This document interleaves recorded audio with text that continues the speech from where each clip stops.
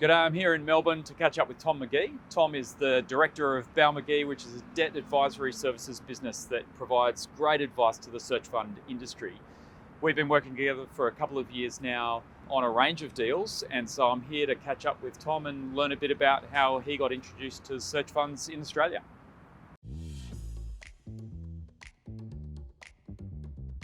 I guess the place that I wanted to start with was more about your business and fundamentally where it's at and particularly before you came across search. First and foremost, our business is about debt advisory.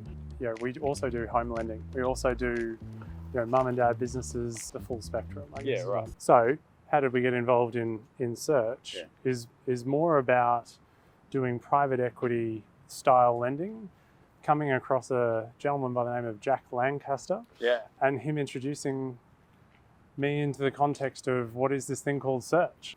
As you then started to meet more people in the community and meet more people trying to follow a similar path, did you come across certain points where you're like, oh, that looks good, but this bit's going to be challenging? Or like, what are the challenging parts of the structure in relation to your ability to get involved and help?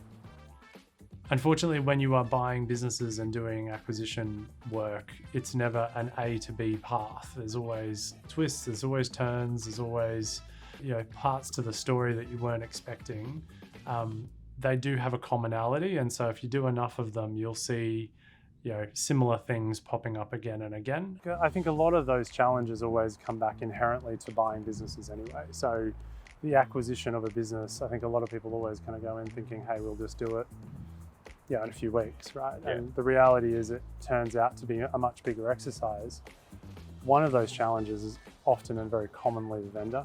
And the challenges in managing the vendor through that process, even just the expectations aforementioned, right? Of how long it's going to take and how much work's got to be done to uncover the things that they actually think they inherently know. And how much effort they'll actually have to deploy into that process themselves to do it. Exactly. When we're doing difficult things, there's always challenges. One of those challenges can be, getting searchers to really understand what they're buying from a debt perspective or from a bank's perspective.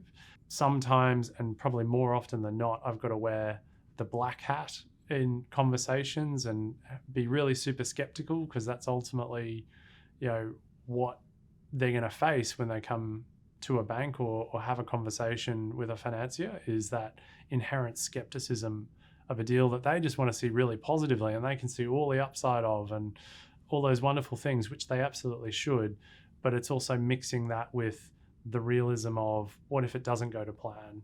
What if things don't go as we want them to? How do we protect the downside elements too? Which, comes together to help make a better transaction ultimately. There are a couple of searchers that I've been working with for some time, and they know I'm going to come with the negative view, the most negative view that I can think of, just to really give them as much as I can, as quickly as I can.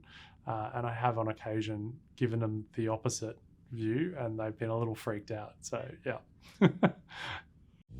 And now we're seeing a massive increase in the number of searchers that are starting their process, but also in the number of deals and acquisitions that are going through the pipeline. The need is not going away. We've got an aging population. We've got, take a drive down any industrial estate, and 85% of those businesses are going to shut. Like, there is no solution for them. The banks also need to realize the context and their role in how do we transition these businesses? And I think acquisition finance does have a place to play in banks. And the way we're doing it, I think, can prove that model. CBA, NAB, Westpac have all really stood up. Judo's really stood up. At the end of the day, we've just got to keep bringing them to the table, or asking to them to come to the table at least. And by and large, they have.